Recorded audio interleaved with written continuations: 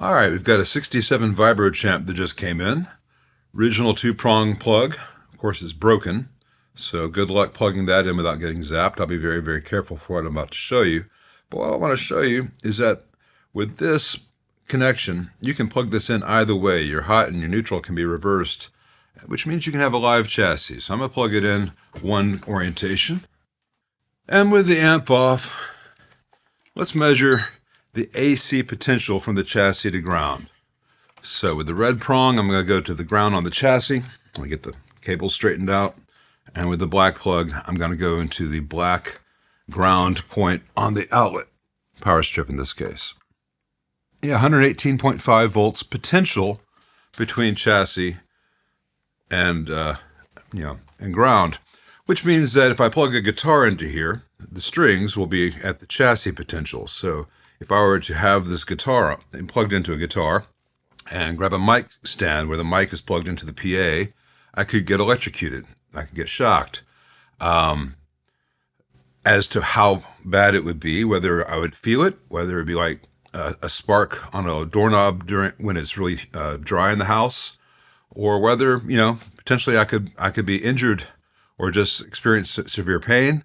That's unknown at this point. I'm not going to measure the actual current, which could happen because I'm going to replace this plug. But when we flip the plug around the other polarity, the other side. Now with the plug flipped the other way, I should have much less potential. 2 volts, 2.2 volts. So there are people who say, you plug it into the wall and whichever way hums the less is the right way to do it. It's not just because it hums less, it's because it won't shock you, or doesn't have the potential to shock you. Once I change this out for a 3-prong, this will go away. This will not be a potential at all. But let's power this thing on. I'm in my current limiter. Move the meter out of the way. And I'm just going to bring it up and listen.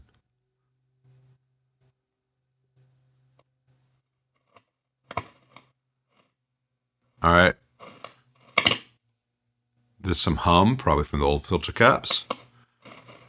Dirty pot.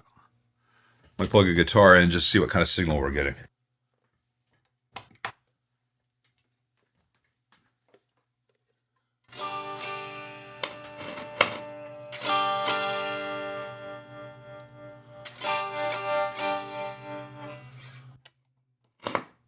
All right, we're getting practically no signal.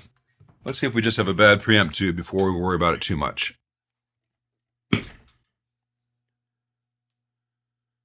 Realistic Lifetime, made in Korea.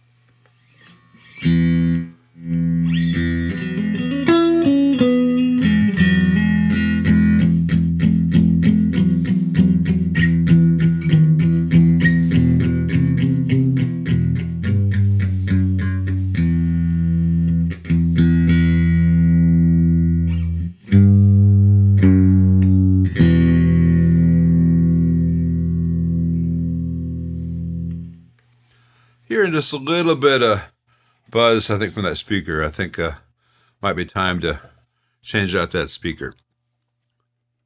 Let's change out both preamp tubes just to rule out the old made in Korea. Put a pair of RCAs in here. I know not everyone's just got RCAs sitting around on their bench, but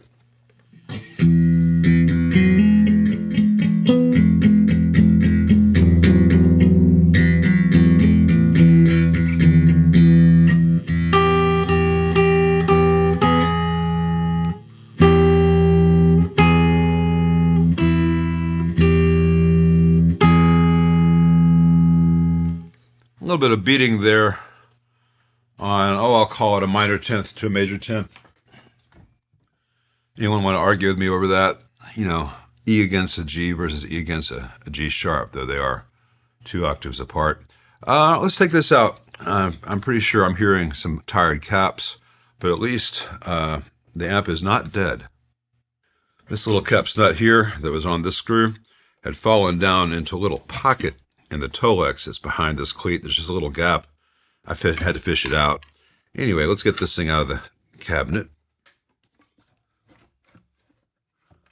Okay, it's looking all original inside. I'll share with the class in just a minute. Definitely got a 67 date code.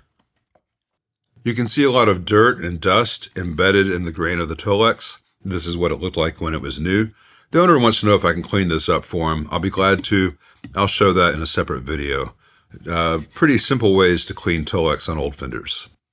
The inside's about as clean as they come. It does have a little bit of zinc oxide. You can see the white powder on my finger there. That cleans up easily with some alcohol, and it's got little electrolytic caps. I'll change those out. In the process, I will upgrade this bias resistor from the 470 ohm to maybe a 680 or 820, depending on the needs with modern wall voltages. Crucial thing about the Champ and Vibro Champ from this period, unlike other Fenders from this period which had a 6.8K mids resistor, this one has a 15K mids resistor, which can make the amp sound really boxy, especially in conjunction with that little 8-inch speaker. So you can change this out for a 6.8K, or if you want to make it sound like a twin at noon, you can change it out for like a 1.5K or something like that. Or you can just put another resistor in parallel across it and leave the original. I already spoke to the owner about that. We're going to make this sound a little bit more like his deluxe. So it's got 15K. We'll put another 15K in parallel across it, make it have about the same mid-range response as the deluxe reverb, which he knows and loves. It'll make the amp sound a lot more impressive, even through the little 8-inch speaker. And it won't mean removing this original part. We'll just be adding one next to it. Down here in the filter cap, again, modern replacements for these things suck. It only needs 3 caps. I'll put the little board in like I've been doing on the Princetons lately with 3 modern radial caps. From the outside, it'll look completely stock. The old can cap will still be visible, just not in use anymore. That means that when this thing needs to be recapped again in 25 years, whatever, the next tech will have a very easy job because nothing that fits in here will be available 20, 30 years from now. As to this end of things, I may change out the single throw switch here for a double throw switch, which will allow me to switch the hot and the neutral at the same time. That way I can maintain modern safety codes without having anything just hanging in space or just heat shrink together. It's going to have a dedicated ground going to chassis over here.